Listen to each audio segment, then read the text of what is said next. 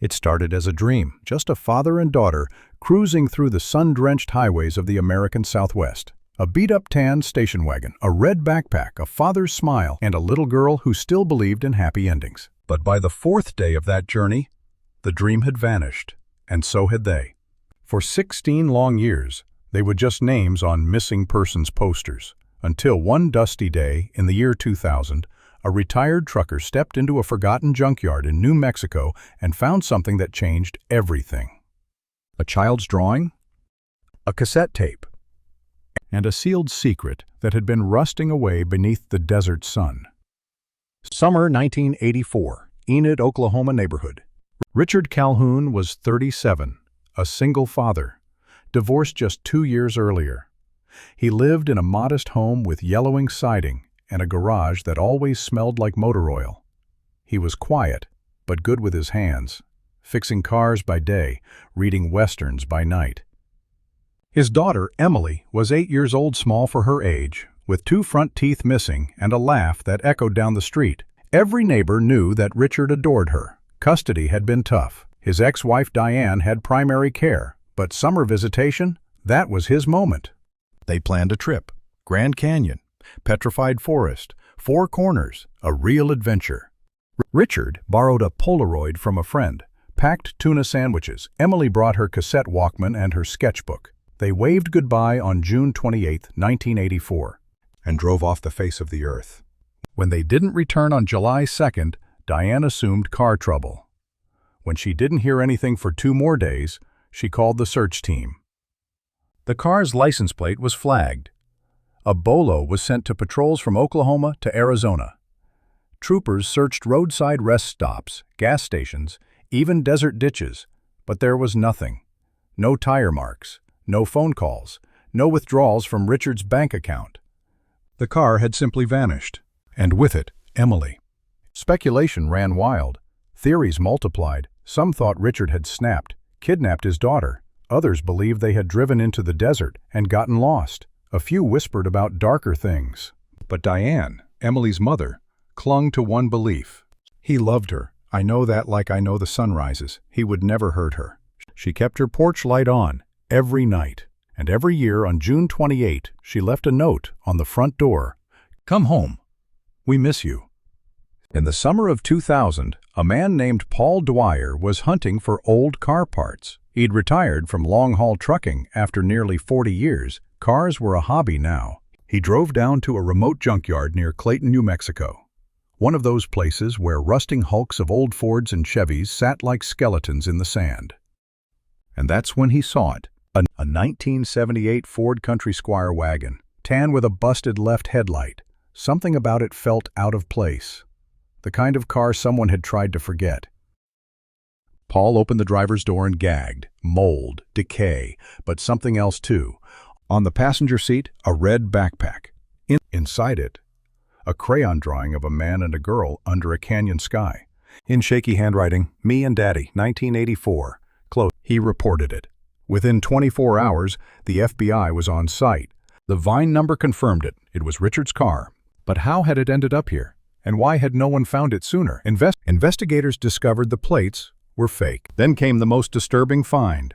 Beneath the passenger floor mat, a plastic bag. Inside, 2 items.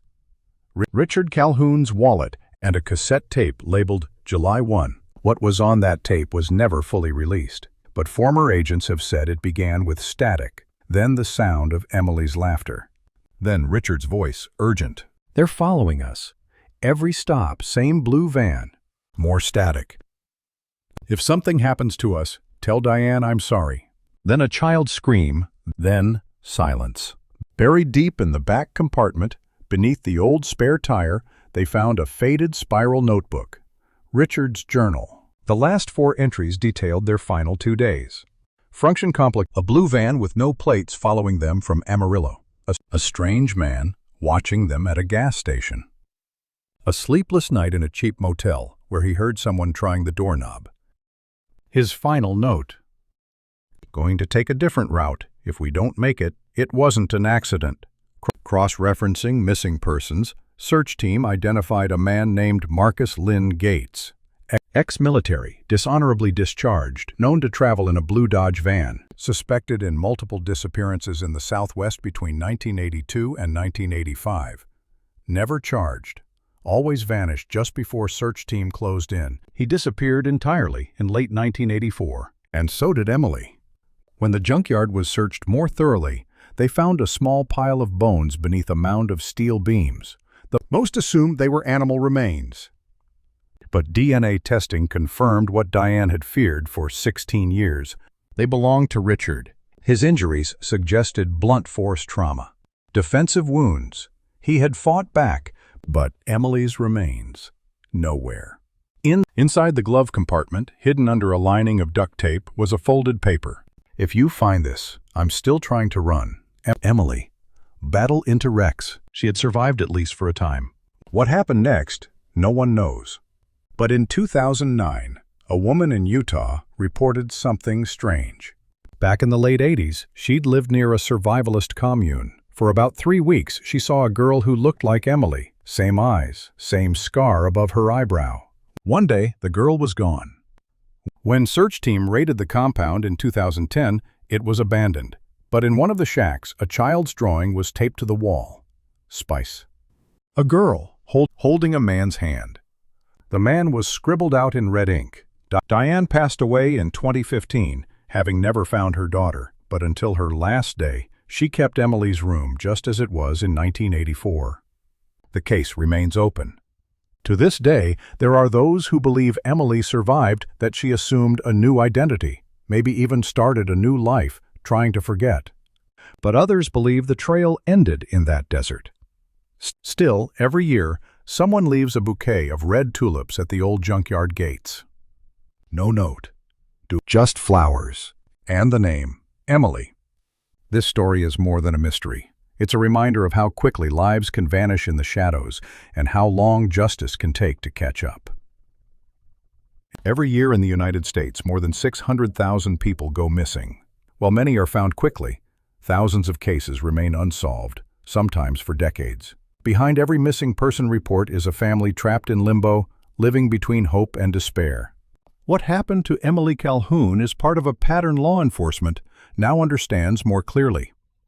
Victims of stalking, trafficking, and abduction often leave behind subtle warning signs. Richard noticed the blue van. He documented it. He tried to change routes.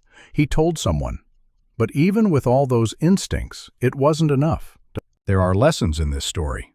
Always trust your gut. If someone is following you or you feel unsafe, don't hesitate to contact authorities. Leave breadcrumbs. Share your location with family or friends. Leave notes, journal entries, receipts, anything that marks your trail. Listen to survivors. Many abduction survivors struggle for years to come forward. They may feel ashamed, confused, or afraid. Compassion matters. Emily's note, "I'm still trying to run," haunts the pages of this case. It speaks not only to survival but to resistance. A young girl caught in terror, still believing in escape. And that's the final lesson: resilience. Even in the darkest places, hope can survive. Hidden in glove compartments, scribbled on scraps of paper, living in the silence between cassette tape static. Maybe Emily did survive. Maybe she's out there, watching stories like this one. If you or someone you know suspects human trafficking or has information on missing persons, don't wait. Call the National Center for Missing and Exploited Children. Because the story isn't over. And maybe Emily's still trying to come home.